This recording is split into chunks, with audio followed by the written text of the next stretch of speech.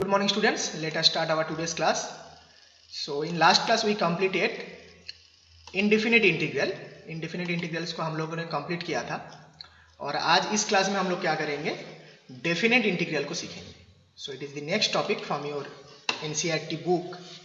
ये next topic है कि डेफिनेट इंटीग्रल हम कैसे निकालेंगे. पहले हम समझेंगे कि डेफिनेट इंटीग्रल क्या होता है, उसके बाद हम इसका न्यूमेरिकल क्वेश्चन सॉल्व करेंगे एक्सरसाइज से. So screen is visible everyone, no problem? Yes, sir. Yes, sir.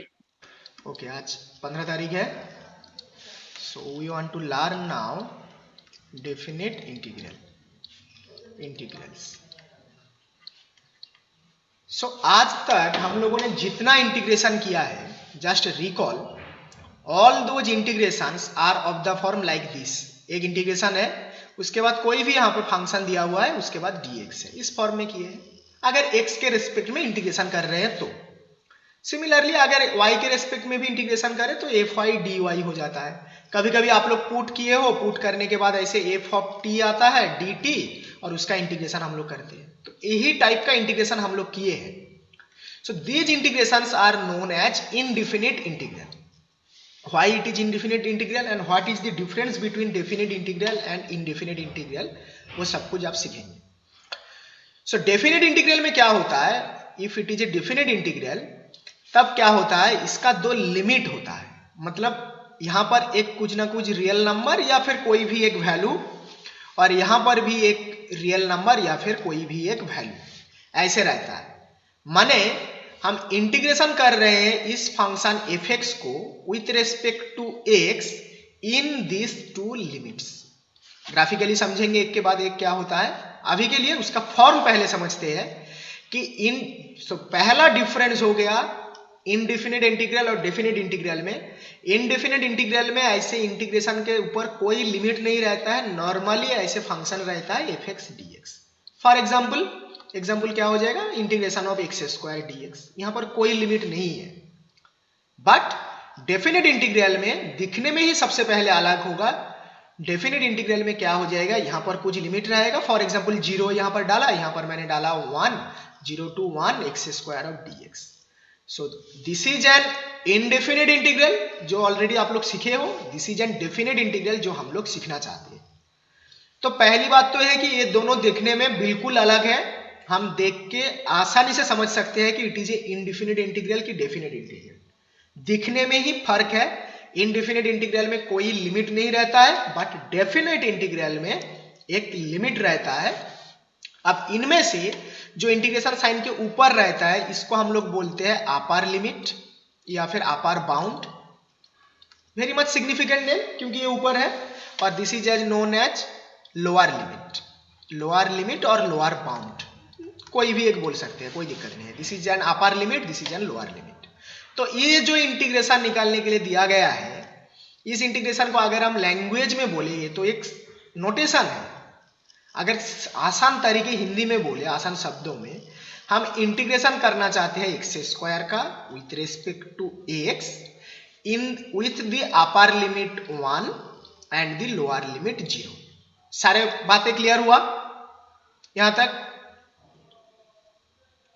Yes, sir. Okay. Yes, sir.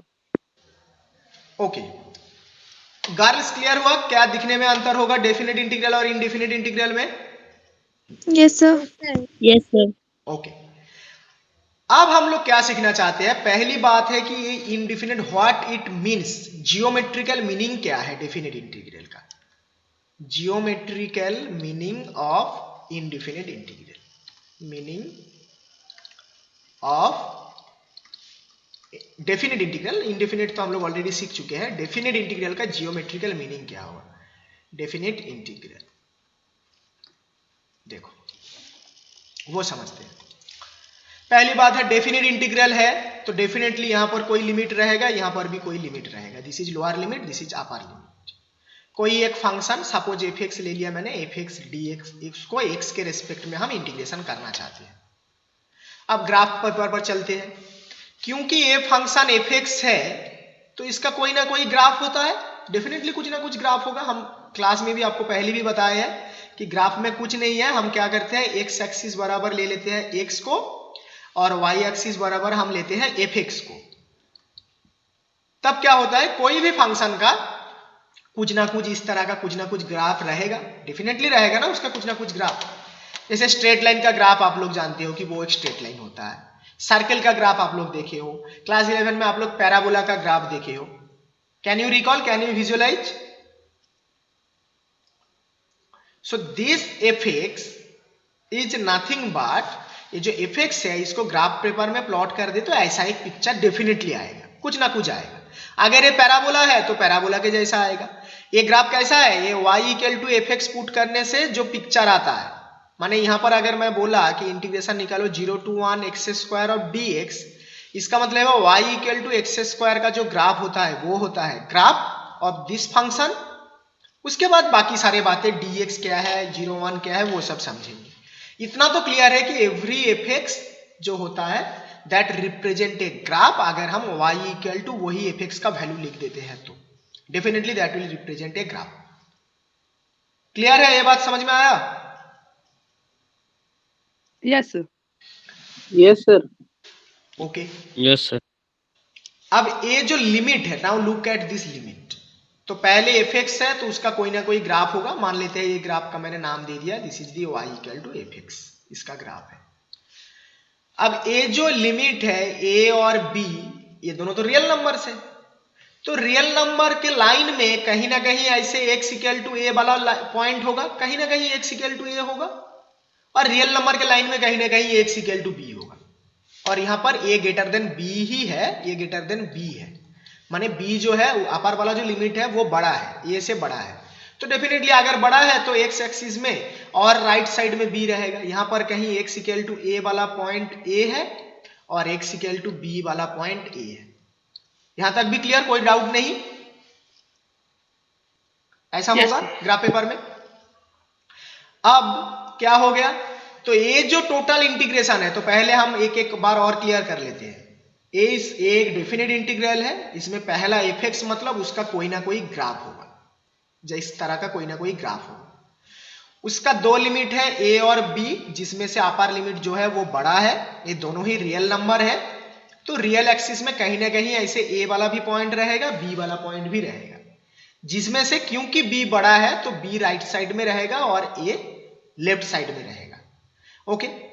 अब इस इंटीग्रेशन का वैल्यू जो भी आएगा वो क्या रिप्रेजेंट करता है, इस इंटीग्रेशन का वैल्यू जो भी आएगा, या फिर ये जो इंटीग्रेशन है टोटल ए वाला टोटल, ये रिप्रेजेंट करता है area of this graph under this boundaries. माने यहां इसको हम ऐसे ज्वाइन कर दिए, इसको हम ऐसे ज्वाइन कर दिए, स्ट्रेट लाइन से बाउंडेड कर दिया। अब इस कर्व का इस रीजन में जितना इसका एरिया बचा है, इस एरिया जितना होगा, ये जितना सारा एरिया है, this area is definite integral integration a to b fx dx. So definite integral integration a to b fx dx, it represents an area. So definite integral, पहला ये बात हो गया, पहला notes, definite integral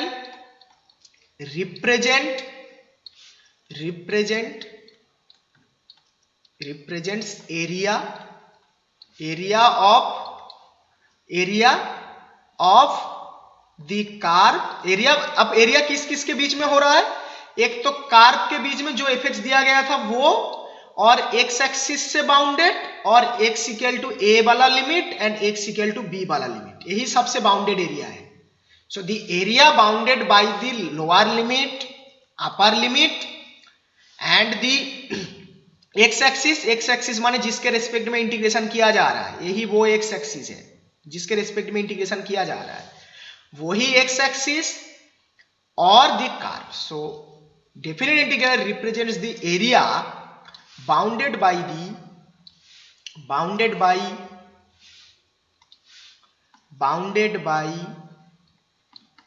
y equal to f x, पहला ये curve, comma x axis माने जिस वेरिएबल के रेस्पेक्ट में हम इंटीग्रेशन कर रहे हैं, एंड दी लिमिट्स, लिमिट्स माने उसको शॉर्ट में लिख रहे हैं, लिमिट्स माने x इक्वल टू a जो स्ट्रेट लाइन होगा वो, and x equal to b जो स्ट्रेट लाइन होगा। ये तो x equal to a straight line है और ये x equal to b straight line है, यही दो स्ट्रेट लाइन के बीच में जो एरिया होगा।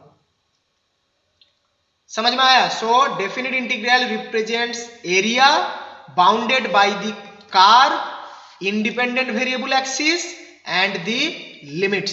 This is total geometrical meaning of definite integral. कितने लोगों को समझ में आया ये बात? यस सर, समझ गए। बस यही दो, बाकी और किसी को समझ में नहीं आया? क्या क्या क्या क्या Yes, अननोन sir, लग रहा आ है बोलो, उसको मैं एक्सप्लेन करूंगा। आई नो क्लास 11 में आप लोग प्रॉपरली स्टडी नहीं किए हो, इसीलिए x इक्वल टू a वाला स्ट्रेट लाइन समझ में नहीं आ रहा है। इस स्ट्रेट लाइन का इक्वेशन क्या होगा? It is x equal to b straight line, it is x equal to a straight line. भले ही मैंने उस स्ट्रेट लाइन का केवल पार्ट लिया है, इसको अगर एक्सटेंड भी कर देते हो, ऐसे ऊपर नीचे अगर स्ट्रेट लाइन को एक्सटेंड भी कर देते हो, तब भी एरिया तो इतना ही रहेगा, बाउंडेड बाय दिस कार। यही चार लोगों से बाउंडेड है। एक तो है कार, दूसरा है इंडिपेंडेंट वेरिएबल एक्सिस माने जिसके रिस्पेक्ट में इंटीग्रेशन हो रहा है, साथ में x equal to a and x equal to b। ये टोटल से जितना एरिया बाउंडेड है। ओके, मैं आगे बढ़ू?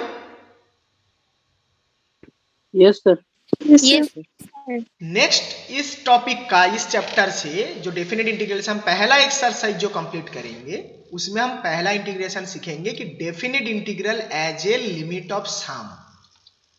डेफिनेट इंटीग्रल ये बहुत अच्छा कॉन्सेप्ट है, माने थैंक्स टू दोज मैथमेटिशियन जो ये लोग सोचे हैं। Definite integral as a limit of sum, limit of. Sir ये टॉपिक डिलीटेड है। अच्छा, ये टॉपिक डिलीटेड है ना, लिमिट ऑफ सम। एक क्वेश्चन कराऊंगा, ज्यादा नहीं, एक ही क्वेश्चन, एक क्वेश्चन में सॉल्व कर दूंगा, ठीक है?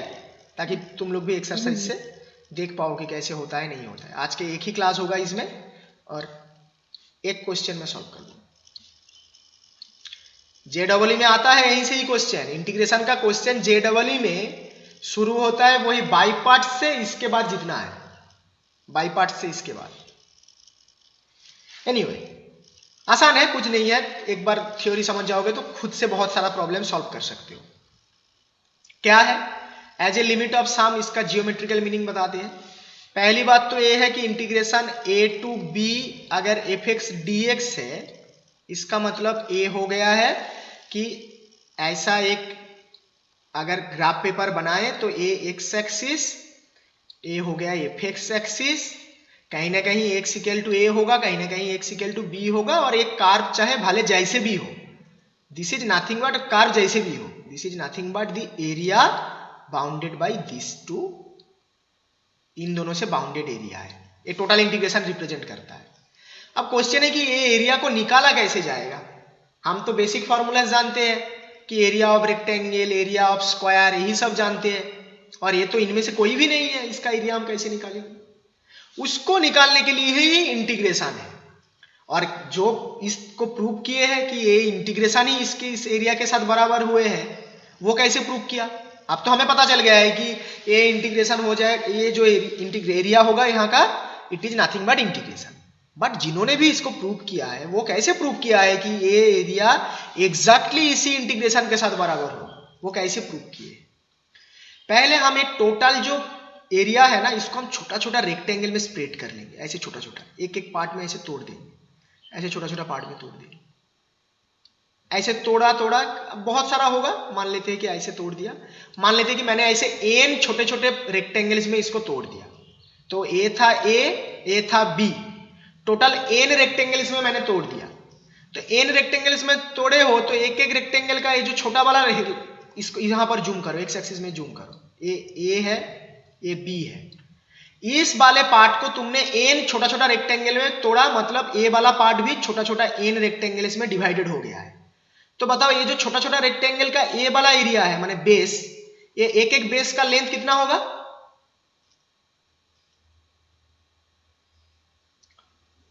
टोटल, अच्छा पहले ये बताओ कि इस बेस का टोटल लेंथ कितना होगा, यहां से यहां तक टोटल लेंथ कितना है? b minus a। Good, b minus a, एकदम करेक्ट कि ये टोटल लेंथ होगा b माइनस ए। अब इसको तुम छोटा छोटा n पार्ट्स में तोड़ दिए हो इस टोटल एरिया को, माने ऑटोमेटिकली ये बेस भी छोटा छोटा n पार्ट्स में डिवाइड हो चुके हैं। तो एक एक बेस का अब लेंथ कितना होगा? बाय n हो जाएगा। Very good, b b minus minus a a by n, एकदम करेक्ट। छोटा छोटा एक एक बेस का लेंथ इतना हो जाएगा। उसके बाद अब एरिया ऑफ रेक्टेंगल क्या होता है? बेस इंटू हाइट, तो एक एक बेस का लेंथ तो इतना होगा। उसके साथ ये वाला हाइट माने फंक्शन का वैल्यू जैसे ही हम प्रोडक्ट कर देंगे, हाइट माने कितना, ग्राफ से हम लोग जानते हैं कि ग्राफ का हाइट माने उसका जो फंक्शनल वैल्यू होता है। Height of a graph is nothing but, height of a graph means उस फंक्शन का ए कोई भी वैल्यू जो होता है, f x are the height. तो माने हमें ये पता चल गया है कि ये जो इंटीग्रेशन होगा, ये जो एरिया होगा, इसका वैल्यू कुछ नहीं है, ये होगा एक एक छोटा छोटा जो रेक्टेंगल है b minus a by n, उसके साथ अगर हम उसका वैल्यू को प्रोडक्ट कर देते हैं, फंक्शन का जो वैल्यू होगा उसके साथ प्रोडक्ट कर देते हैं। तो अब फंक्शन का वैल्यू अलग अलग जगह में अलग अलग होगा, एक एक छोटे छोटे पार्ट में अलग अलग होता जाएगा। तो यही सारे लॉजिक से अब इनफैक्ट एक और कॉन्सेप्ट बता के मैं एग्जैक्ट फॉर्मूला लिखूंगा, इसका प्रूफ तुम लोगों के सिलेबस में नहीं है, तुम लोग समझ सकते हो, मैं जस्ट इंटरेस्ट जगाने के लिए मैं बता रहा हूं। नेक्स्ट कॉन्सेप्ट ये है कि हमने केवल एग्जैक्ट एन पार्ट में डिवाइड किया है। एन पार्ट में डिवाइड करेंगे तो ये एरिया तो एग्जैक्टली नहीं आएगा, क्योंकि हम जो रेक्टेंगल ले रहे हैं वो तो एग्जैक्ट रेक्टेंगल जैसा नहीं हो रहा है, छोटा मोटा एरर तो उसमें है। तो यही एरर को गायब करने का तरीका ये हो सकता है कि हम ऐसे रेक्टेंगल का संख्या बढ़ा दें। हम जितना ज्यादा रेक्टेंगल का संख्या बढ़ा देंगे, थोड़ा सा मैं इरेज कर रहा हूं, अच्छा नेक्स्ट पेज में करता हूं। इस रेक्टेंगल का संख्या हम जितना बढ़ाएंगे, नेक्स्ट एक बड़ा फिगर में करते हैं, ये है x, ये है एफ एक्स, ये कोई भी एक कार्व है, ये मेरा a है, ये मेरा b है। तो यहां पर ये जो रेक्टेंगल मैं ले रहा था, 5 रेक्टेंगल लूंगा तो एरर ज्यादा होगा। जितना ज्यादा रेक्टेंगल हम बनाएंगे, माने जितना छोटे छोटे पार्ट में इसको तोड़ेंगे, इस साइड को, माने टोटल रेक्टेंगल की संख्या हम जितना बढ़ाएंगे, ये उतना और क्लोज रेक्टेंगल होता जाएगा ना, ये और क्लोज रेक्टेंगल होता जाएगा। क्योंकि पहले देखो ये अभी रेक्टेंगल नहीं है, ये वाला हाइट रेक्टेंगल नहीं था, जैसे ही और छोटा सा छोटा कर दिया, ये और रेक्टेंगल होता गया ना, एकदम रेक्टेंगल के जैसा। इनफैक्ट कार के भी एकदम आसपास पहुंच रहे हैं। समझ रहे हो ये बात? Yes sir, yes sir. तो यही लॉजिक से आया कि ये जो एरिया होगा, ये टोटल एरिया जो हम लोगों ने b minus a by n किया था, उसके बाद एक एक रेक्टेंगल के वैल्यू के लिए हमने ऐसे एफ एक्स का वैल्यू लिया था एक एक रेक्टेंगल के लिए, तो वो टोटल वैल्यू ऐसे जोड़ा गया था, b minus a by n पहला rectangle into b minus a by a into second rectangle, दूसरा पॉइंट, ऐसे करते करते जोड़ जोड़ के हमने टोटल इसका एरिया निकाला था। अब ए वैल्यू एकदम क्लोज यही एरिया के बराबर हो जाएगा अगर एन का वैल्यू हम बढ़ाते रहे, एन का वैल्यू जितना बड़ा होगा उतना क्लोज वैल्यू। उसी कॉन्सेप्ट से आया है कि integration of a to b f x of d x, this is nothing but limit of n tending to infinity, माने एन का वैल्यू बढ़ाते गया, जब एकदम एन का वैल्यू इंफिनिटी के आसपास हो जाएगा, तब ए वाला जो रेक्टेंगल्स का एरिया होगा, सम ऑफ दीज रेक्टेंगल्स, ये सब रेक्टेंगल के एरिया का जो एडिशन होगा वो इस एरिया के एकदम क्लोज हो जाएगा, ये एग्जैक्ट जो एरिया था। So limit n tending to infinity. अब सम ऑफ रेक्टेंगल्स क्या है, b minus a by n, तो हर एक रेक्टेंगल का बेस होगा, बस हाइट एक एक रेक्टेंगल का अलग अलग हो जाएगा। हाइट रेक्टेंगल का क्या होगा, वो एक एक रेक्टेंगल का हाइट होगा, पहला रेक्टेंगल का हाइट होगा एफ ऑफ ए, उसके बाद f of a plus of h plus dot dot dot f of a plus of n minus 1 एक साथ है इंटू एच। ये थ्योरी बस मैं तुम लोग को मोटिवेशन दिया कि ये कैसे मिला है, तुम लोग खुद से इसको, जिसको इंटरेस्ट है वो खुद से पढ़ सकते हो कि एच कैसे आया, ये एफ ए क्यों लिया। बस इतना है कि इन दोनों को प्रोडक्ट किया तो एक रेक्टेंगल का एरिया, इन दोनों को प्रोडक्ट किया तो दूसरा रेक्टेंगल का एरिया, इन दोनों को प्रोडक्ट करेंगे तो तीसरा रेक्टेंगल, ऐसे करके this is a total term, this is nothing but sum of rectangles. इसीलिए ही इस टॉपिक का नाम दिया गया है लिमिट ऑफ सम। इस सम वाले बात का लॉजिक यही आया है कि रेक्टेंगल्स के एरिया के सम। उसके बाद मैंने देखा कि ये वैल्यू एग्जैक्टली इन कार्व के अंडर एरिया के बराबर होगा अगर एन को बढ़ाया जाए। उसका मतलब यही है कि एन को जब हम एकदम इन्फिनिटी के पास पहुंचा देंगे तब ये क्या हो जाएगा, area exactly sum of this rectangles will be exactly same with the area under the curve. That's why इसका फॉर्मूला आया है limit n tending to infinity. एक दो लोगों को मोटिवेशन मिला है, खुद से कर सकते हो आप, थोड़ा बहुत पढ़ के देखना खुद और भी कुछ वीडियो वगैरह देखना। इसीलिए इसका नाम दिया गया है इस आर्टिकल का कि definite integral as a limit of sum. वहां पर limit of sum means sum of areas of rectangles, and limit इसीलिए लिया गया ताकि वो रेक्टेंगल्स जो है उसको जितना ज्यादा रेक्टेंगल्स का संख्या होगा उतना ज्यादा कार्व के एग्जैक्ट एरिया के पास होगा, क्लोज होगा। इसका मतलब मैथमेटिकली यही हुआ कि हम n का वैल्यू जब एकदम अनगिनत संख्यक n कर देंगे, अनगिनत संख्यक ऐसे छोटे छोटे रेक्टेंगल है, तब exact close to area of the curve हो जाएगा। ओके, अब मैं एकदम प्रॉब्लम में जा रहा हूं, कुछ चिंता नहीं करना है। जिसको भी इसमें इंटरेस्ट है वो खुद से कैलकुलस का इंटरेस्ट ले सकते हो। बस एक्सरसाइज का प्रॉब्लम सॉल्व करने के लिए क्या चाहिए वो मैं आगे बता रहा हूं। यही फॉर्मूला को एक बार और लिख रहा हूं, साथ में एक्सप्लेन कर रहा हूं। Integration of a to b fx dx है, इसका इंटीग्रेशन निकालना है। माने यहां पर कोई फंक्शन दिया हुआ है और a lower limit a upper limit है। इसका वैल्यू फॉर्मूला है कि limit n tending to infinity लिखेंगे हम। ये दोनों का डिफरेंस माने b माइनस ए डिवाइड, यहीं पर n लिया था वही n a है, तो ये b माइनस ए कहां से मिला, इससे मिला। b माइनस ए मिला इससे, कहां से क्या आ रहा है वो लिंक होना जरूरी है। b माइनस ए मिला यहां से, n कहां से आया, a वाला n आया यहीं पर डिवीजन में। साथ में प्रोडक्ट कर देंगे क्या ना, फंक्शन का वैल्यू f ऑफ, फंक्शन तो दिया हुआ है तो उसका a पॉइंट पर वैल्यू हम निकाल सकते हैं, plus f of b point पर वैल्यू निकाल सकते, f of a plus of f of a plus h plus dot dot dot f of a plus of n minus 1 into h, n minus 1 एक साथ है, n minus 1 into h। माने these are values of function, पहला point a point पर, उसके बाद a plus h point पर, उसके बाद a plus n minus 1 into h point पर। एक एग्जाम्पल ले तो 0 to 1 मान लेते हैं, यहां पर रहा x स्क्वायर और dx, इसका वैल्यू निकालना है। तो कुछ नहीं है, इस फॉर्मूले के हिसाब से हम पहले तो limit n tending to infinity करेंगे, limit n tending to infinity. ये दोनों का डिफरेंस माने कितना आया 1/1 डिवाइडेड बाई यहां पर जो है n लिया था डिवाइडेड बाई n, 1/n। उसके बाद क्या फॉर्मूला में है कि f ऑफ a माने यहां पर 0 माने f of 0 plus of f of 0 plus of h, ये फंक्शनल वैल्यू है 0 plus of h, plus dot dot dot f of 0 plus of n minus 1 of h। तो ये n माइनस 1 कौन कहां से आया, यही n, ये जो n है ये दोनों सेम है, n माइनस 1 बस है। तो इसका वैल्यू क्या हो जाएगा 1/n f ऑफ 0 माने देखो फंक्शन यहां पर मेरा इस इंटीग्रेशन में क्या है, इस क्वेश्चन में fx equal to x square है, इस क्वेश्चन में fx equal to x square है, तो f ऑफ 0 का वैल्यू मिल जाएगा 0 स्क्वायर। इट मींस दैट इसके बाद f ऑफ 0 प्लस h माने 0 प्लस h का स्क्वायर माने h स्क्वायर, ऐसे ही होगा। माने यहां पर जितने सारे फॉर्मूले में वैल्यू है all those values can be calculated using this function, यहां पर जो दिया रहेगा।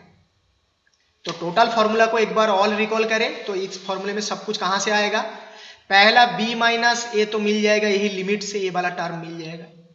उसके बाद यहां पर जितने सारे टर्म के साम है वो सब कहां से मिलेगा, यहां पर जो फंक्शन दिया हुआ है उसमें एक एक पुट करने से। फॉर्मूला समझ में आया, एक न्यूमेरिकल क्वेश्चन करूंगा क्लास खत्म हो जाएगा। फॉर्मूला समझ में आया क्या?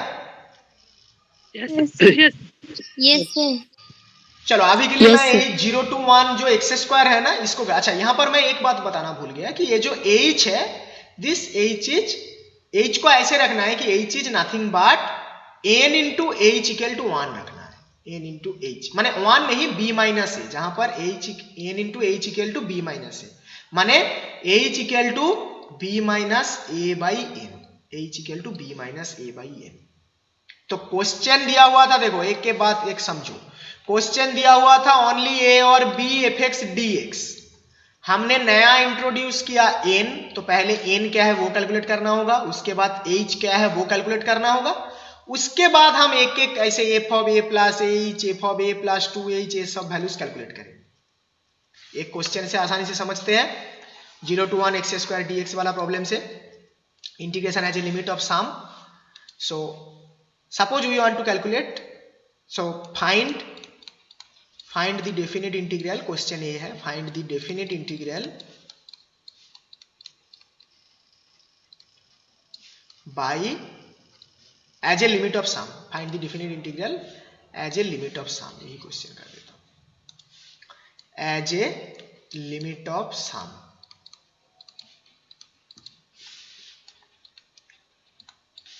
तो डेफिनेट इंटीग्रल मुझे दिया गया था 0 to 1 x square of dx, यही चाहिए। तो कैसे करेंगे? आंसर फॉर्मूला के साथ मैच करो। पहली बात है 0 to 1 x square of dx equal to, पहले तो होगा लिमिट ऑफ सम में करने के लिए बोला है तो limit n tending to infinity लिख देंगे आंख बंद करके यहां तक। उसके बाद ए दोनों लिमिट का डिफरेंस माने हुआ 1, b माइनस ए वाला टर्म हो चुका है। इस फॉर्मूले में देखो b minus a by n बाहर था, तो b minus a by n, n माने नीचे लिख दिया b minus a by n. सबको यहां तक समझ में आया ये फॉर्मूला? यहां तक? Yes sir. No problem? Yes sir. Yes sir. उसके बाद उसके बाद फॉर्मूला को एक बार लिखते हैं ताकि हमें आसानी से समझ में आए। यहां पर लोअर लिमिट ए के बदले क्या दिया हुआ है? 0। ए के बदले दिया हुआ है 0। यही मेरा काम का है, यही लिमिट से आगे की टर्म सब होगा, लोअर लिमिट से, यही लिमिट से। तो ए के बदले है 0 माने एफ ऑफ 0 था ना इस फॉर्मूले में। फॉर्मूला को तो याद कर लोगे, f of a plus h, फिर करते करते f of a plus of n minus 1 of h तक चलेंगे। तो उसको एक बार लिखते हैं। यहां पर बस a के बदले है 0 तो मैंने लिखा f ऑफ 0। उसके बाद है f of a plus h माने 0 प्लस ऑफ h। उसके बाद है f of a plus of 2h माने 0 plus of 2 into h plus dot dot dot last term होगा f of a plus of n minus h। a माने यहां पर 0 plus of n minus 1, h माने a हो गया h। This is total calculation हो चुका है। इज दैट क्लियर यहां तक? No problem? एग्जैक्ट फॉर्मूला से लिखा मैंने। ओके, इक्वल टू, अब आगे लिमिट सिंप्लीफाई करते हैं कैसे वो देखो। Limit n tending to infinity 1 by n। देखो आगे सिंप्लीफाई करने की तरीका क्या है, हमें ये सब वैल्यूज को रिप्लेस करना होगा। हमें इसको भी रिप्लेस करना होगा, इसको भी रिप्लेस करना होगा, ये सब वैल्यू मुझे चाहिए, टोटल वैल्यू मुझे चाहिए। तो अंदर को थोड़ा सा और रिप्लेसमेंट कर लेते हैं। तो ये होगा f ऑफ 0 प्लस एच लिखने का कोई मतलब नहीं है, ये तो f ऑफ एच ही है, अंदर तो f ऑफ एच ही है। 0 प्लस 2h लिखने का कोई मतलब नहीं है, ये तो 2h ही है। Plus dot dot dot last term हो जाएगा f ऑफ n माइनस 1, एक साथ ये वाला टर्म है, n माइनस 1 के साथ h है, माने n minus 1 first bracket into h, total term है। तो ये हो गया टोटल टर्म। रिमेंबर यहां पर लोअर लिमिट 0 था, इसीलिए एग्जैक्टली h हो गया, 2h हो गया। अगर लोअर लिमिट में कुछ और रहता तो डेफिनेटली वो साम में रहता, यहां पर इसके साथ ही रहता। अब यहां पर गायब कर दिया है क्योंकि लोअर लिमिट 0 था। इनफैक्ट मैक्सिमम केसेस में लोअर लिमिट 0 ही रहता है तुम लोगों के एक्सरसाइज में, प्रॉब्लम्स में। अंडरस्टूड यहां तक? मैं नेक्स्ट पेज लूं? Yes, sir. Yes sir.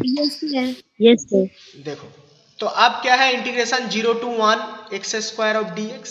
यहां तक तो सही था, लेफ्ट हैंड साइड में था। राइट हैंड साइड में मैंने लिखा था limit n tending to infinity 1 by n, यहां तक भी मिल गया था। प्रॉब्लम था कि हम f ऑफ 0 प्लस h माने f ऑफ h ये सब कैसे निकालेंगे। तो इस प्रॉब्लम में देखो, इस प्रॉब्लम में fx की जगह पर कौन है? X square.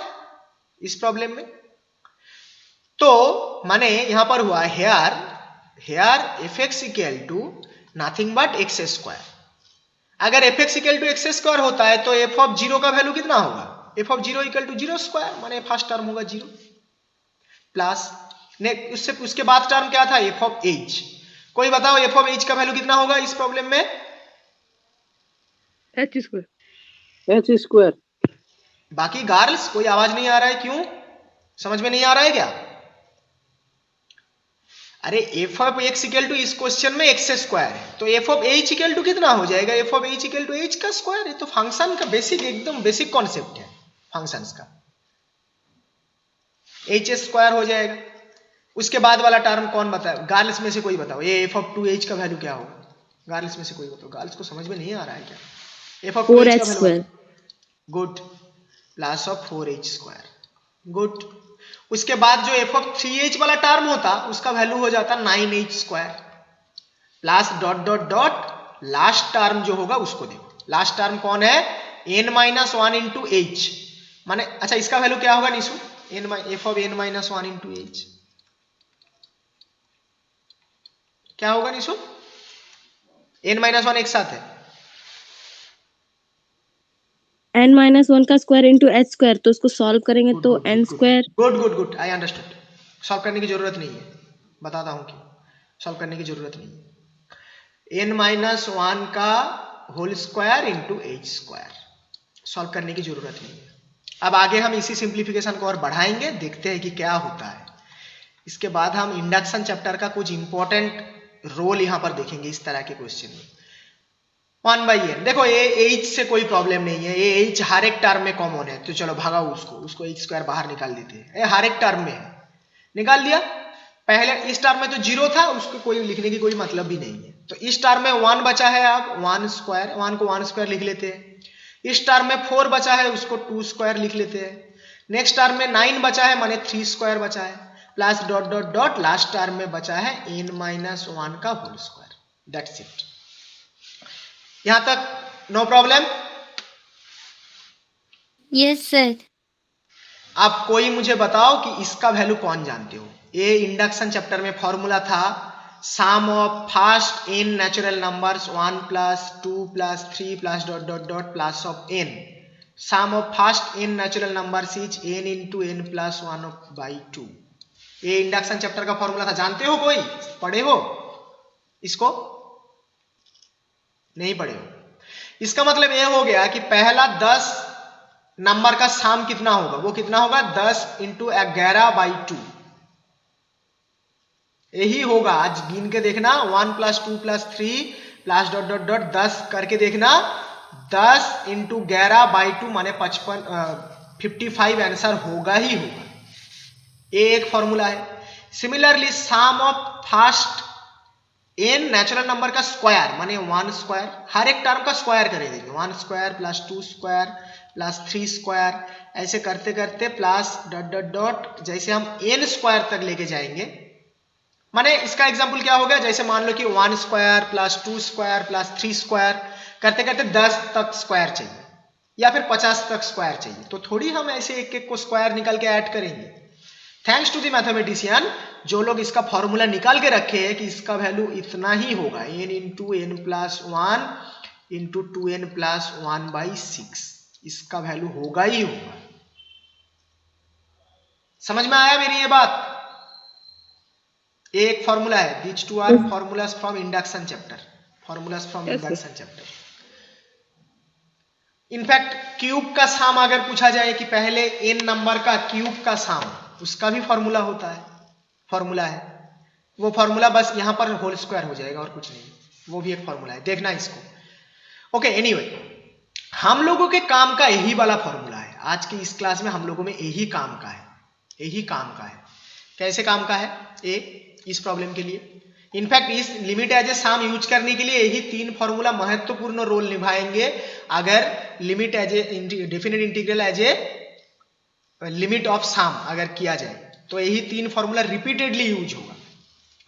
देखो ये जो फॉर्मूला है यहां पर अगर n तक सम लिया जाए स्क्वायर करके तो इसका वैल्यू होगा इतना, बट यहां पर कितना तक सम का स्क्वायर है?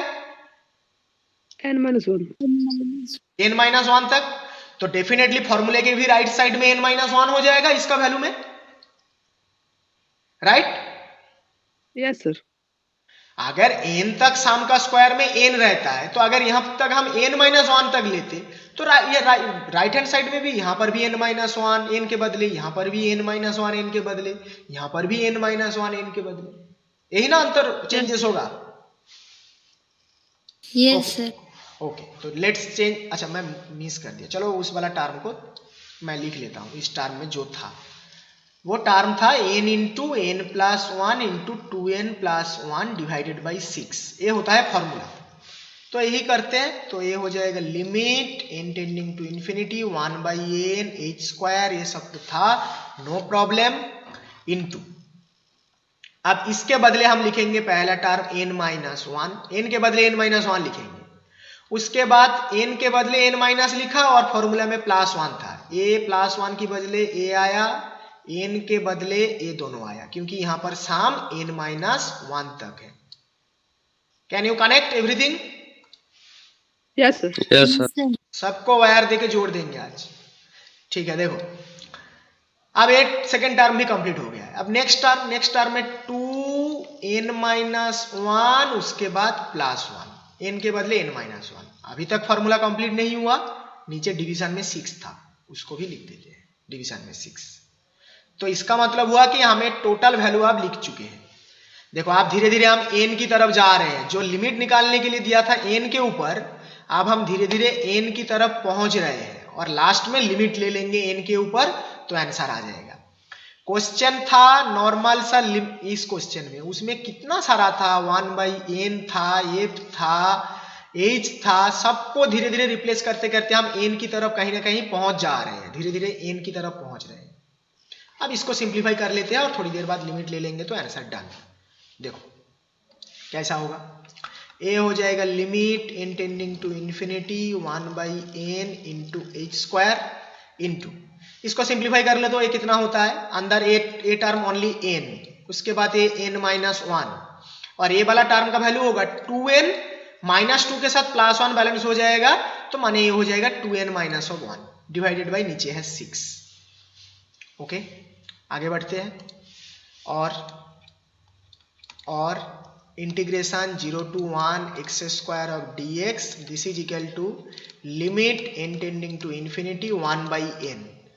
देखो ये जो h है इसका वैल्यू क्या है, अब हम रिप्लेस करेंगे, ये जो h है इसका वैल्यू हम रिप्लेस करेंगे, इसका वैल्यू हम रिप्लेस करेंगे, h का वैल्यू। मैं बोला था कि व्हेयर h इक्वल टू, देखो लुक एट माय फॉर्मूलास, जहां पर h इक्वल टू था क्या, b minus a by n, जहां पर b है अपर लिमिट, a है lower limit, b minus a by n। तो कोई मुझे बताओ कि इस प्रॉब्लम में h इक्वल टू कितना होगा, इसमें लिमिट था 0 to 1, so what is the value of h for this problem, h equal to कितना होगा, 1 by n. 1 by n। Good good, वाह समझ रहे हो तुम लोग, केवल सीखना नहीं चाहते हो। 1 माइनस 0 बाई एन माने 1 बाई एन। तो पिछले लाइन में देखो h स्क्वायर था, तो इसको हम लिख देंगे 1 बाई एन का स्क्वायर, h का वैल्यू रिप्लेस कर दिया और कुछ नहीं। बाकी ये जो नेक्स्ट टर्म में था उसमें एक टर्म था n, एक टर्म था n माइनस वन, एक टर्म था 2n माइनस वन, और एक टर्म था 6, नीचे था डिवीजन में 6। ब्रैकेट में लिख देते हैं since h equal to 1 minus 0 by n, यही हम लोगों ने h का वैल्यू रिप्लेस कर दिया। h का वैल्यू इसी स्टेप में रिप्लेस करेंगे पूरा सा सिंप्लीफिकेशन के बाद। अब देखो टोटल, देखो लिमिट के बाद 3 नीचे n है, एक यहां पर एक n, यहां पर 2n, टोटल नीचे 3n है, और यहां भी देखो एग्जैक्टली 3 ही n का टर्म आया है, एग्जैक्टली 3n का टर्म आया है, और यहां पर भी 3 ही n है।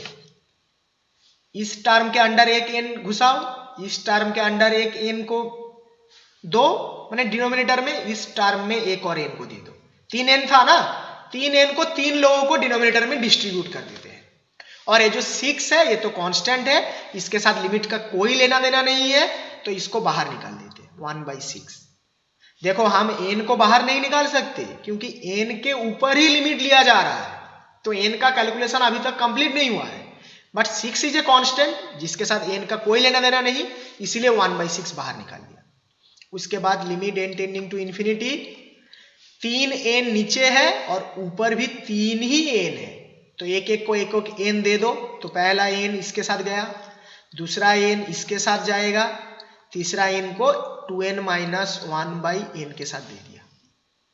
इक्वल टू, आप देखो कैसे आंसर हो जाता है। नेक्स्ट एक दो लाइन बचा है। Limit 1/6 limit n tending to infinity n/n 1 into, इसको स्प्रेड कर दो, एक होगा 1 माइनस ऑफ 1/n, इस टर्म के बदले, इसके बदले इतना सा होगा n/n 1 और माइनस 1/n। फिर इस टर्म का वैल्यू कितना होगा, n/n 2 हो जाएगा, 2 माइनस ऑफ 1/n, 2n/n माने कितना 2 माइनस 1/n। अब बताओ limit n tending to infinity अगर हो 1/n का वैल्यू कितना होगा, इस लिमिट का वैल्यू कौन बता सकते हैं? Limit zero. जीरो जीरो, बस जहां जहां 1/n है उसका वैल्यू हम जीरो रिप्लेस कर देंगे आप, क्योंकि limit n tending to infinity. अब हम लिमिट नहीं लिखेंगे, पहला टर्म में 1 था, कोई मतलब ही नहीं है, 1 इंटू नेक्स्ट टर्म में भी मिला हमें 1 ओनली, और उसके बाद वाला टर्म से मिला हमें 2। तो टोटल इसका आंसर हो गया है ऊपर 2 नीचे 6 माने 1/3, यही हो जाएगा इसका आंसर। तो यहां पर एक इंपॉर्टेंट ऑब्जर्वेशन ये है कि इस कैलकुलेशन के समय तुम्हारा कैलकुलेशन सही है कि गलत है, तुम इस स्टेप में समझ जाओगे। याद रखना नीचे जितना n आएगा ना, यहां पर फॉर्मूलाज वगैरह यूज करने के बाद, सिंप्लीफिकेशन करने के बाद उतना ही टर्म क्रिएट होगा। यहां पर n क्यूब है, देखो n क्यूब को ऐसे स्प्रेड कर दिया गया है, ये ऐसे ऑटोमेटिकली बैलेंस्ड हो जाएगा। एक बार और पूरा प्रॉब्लम मैं समझा रहा हूं कैसे हुआ। इंटीग्रेशन a निकालने के लिए दिया गया था, लिमिट एज ए सम में, तो limit n tending to infinity लिखा, ये दोनों का डिफरेंस हुआ 1 डिवाइडेड बाई n। ओके, फिर f0 plus f of a plus h होता है, a प्लस h माने यहां पर 0 प्लस h, यही इंपॉर्टेंट रोल प्ले करेगा इस लाइन को लिखने के लिए। इस लाइन को लिखने के लिए इसका रोल है, इसका कोई रोल नहीं है, इसका रोल बस यही तक था, इसके बाद कोई रोल नहीं है। f of 0 plus h plus f of 0 plus 2h plus dot dot dot f of 0 plus of n minus 1 into h। Simplify कर लिया, यहां पर fx के बदले x स्क्वायर है, तो हर एक fh का वैल्यू हम लिख देते हैं, लिख दिया। h स्क्वायर हर एक टर्म में था, बाहर निकाल दिया। a वाला टर्म जो है इसको यूज किया sum of squares of first n natural numbers, इससे मिला है sum of formula for sum of squares of natural numbers. Natural numbers के जो सम ऑफ स्क्वायर्स का फॉर्मूला होता है, उससे हमें ये फॉर्मूला मिल गया कि इसका वैल्यू होगा इतना। आगे और सिंप्लीफाई किया और हमने h का वैल्यू रिप्लेस कर दिया कि इस प्रॉब्लम में 1/n है, क्योंकि h equal to b minus a by n होता है, h equal to b minus a by n। यहाँ पर b 1 है, a 0 है, तो b माइनस 1/n माने 1/n। तो नीचे 3n है, ऊपर भी 3n है, तीनों ही n को ऐसे सिंप्लीफाई। क्वेश्चन है कि इतना हम क्यों कर रहे हैं? इसीलिए हम इतना कर रहे हैं क्योंकि a वाला लिमिट तुम डायरेक्ट निकाल नहीं पाओगे, इन्फिनिटी हो जाएगा ना। ऊपर देखो n है, देखो अगर तुम ऐसे limit n tending to infinity कर दोगे, ऊपर भी इन्फिनिटी नीचे भी n, ऐसे कैसे इंटीग्रेशन का आंसर निकलेगा, कैसे कुछ आंसर होगा नहीं। इसके लिए सिंप्लीफाई करना होगा। कुछ और भी ट्रिक हो सकता है इसको जल्दी करने के लिए, बट वो भी उतना ही बड़ा होगा। अगर h का वैल्यू कोई n में रिप्लेस करने के बाद ऊपर भी इन्फिनिटी नीचे भी इन्फिनिटी, लॉपिटल कोई लगाए तो लगा सकता है लिमिट निकालने के लिए, वो लिमिट निकालने का ही तरीका है। बट उसमें भी डिफरेंशिएशन इतना बड़ा टर्म का करना होगा, ऊपर n के रेस्पेक्ट में, नीचे भी डिफरेंशिएशन करना होगा, अल्टीमेटली इतना ही बड़ा होगा प्रॉब्लम। अंडरस्टूड? सब क्लियर हो गया? Yes sir. एक बार मैं बुक में दिखा रहा हूं, एक दो प्रॉब्लम करना, एक प्रॉब्लम प्रॉपरली करोगे ना तो तुम्हें समझ में आ जाएगा कि कैसा फॉर्मूला अप्लाई हो रहा है। बाकी calculation question to question very कर सकता है कि कैसे कैलकुलेशन होगा, but question to question calculation तरीका समझना बहुत जरूरी है कि किस तरीके से हम इसको सॉल्व कर रहे हैं, भले ही कैलकुलेशन की प्रोसीड्योर कुछ भी हो। तो जैसे बुक में ये देखो, ये मैंने 0 to 1 किया था, इस प्रॉब्लम में देखो 0 to एग्जाम्पल 25 में 0 to 2 है, मैंने केवल x स्क्वायर लिया था, यहाँ पर x स्क्वायर प्लस 1 है, देखो सब कुछ बराबर किया गया है। तो इस एग्जाम्पल में पहले इस बुक में और अच्छे से लिखा गया है कि इस एग्जाम्पल में a इक्वल टू इतना है, b इक्वल टू इतना है, fx का वैल्यू इतना है, तो h मिल गया इतना 2 माइनस 0/n, क्योंकि लिमिट कितना था 2 और 0, 2/n आया था, उसमें 0 to 1 था इसीलिए 1/n आया था, यही अंतर है, उसमें 0 to 1 था इसीलिए 1/n आया था, और कुछ नहीं। यहाँ पर 0 to 2 है इसीलिए 2/n आया है। फिर हम पुट कर दिए b माइनस a माने कितना 2, b minus a, b minus book में बी माइनस ए वाला वैल्यू पहले लिखे हैं, कुछ नहीं, उसके बाद limit n tending to infinity 1/n लिया है। हमने ऐसा लिखा था ना कि limit n tending to infinity पहले लिखा, उसके बाद b minus a by n लिखा था। ये तो कांस्टेंट टर्म होगा, बुक क्या किया, पहले इसको बाहर लिख दिया, उसके बाद इसको लिखा 1/n, यही है। देखो कांस्टेंट टर्म को बाहर निकल दिया, 2 बाहर आ गया है, उसके बाद ये limit n tending to infinity 1/n। फिर जैसा मैंने किया था वैसा f(0), ये है f(2) प्लस, स्क्रीनशॉट ले लो इसका, भले ही यहाँ पर 2/n लिखा है, it is nothing but 0 plus of 2h, 0 plus of h, ये है 0 प्लस ऑफ h, ए वाला टर्म, यही टर्म 0 प्लस h माने कितना, f(0 प्लस h माने f(a) ओनली h, और h का वैल्यू था 2/n, तो वही लिखा गया है f(2/n)। बुक की तरह भी सिंप्लीफिकेशन कर सकते हो जैसा मैंने किया था, बुक में पहले से ही h का वैल्यू पुट कर दिया गया है, मैं सिंप्लीफिकेशन करने के बाद एंड में h का वैल्यू यहां कहीं यूज किया था, यही अंतर है। एक दो प्रॉब्लम करोगे तो समझ में आ जाएगा, ठीक है। Yes, sir.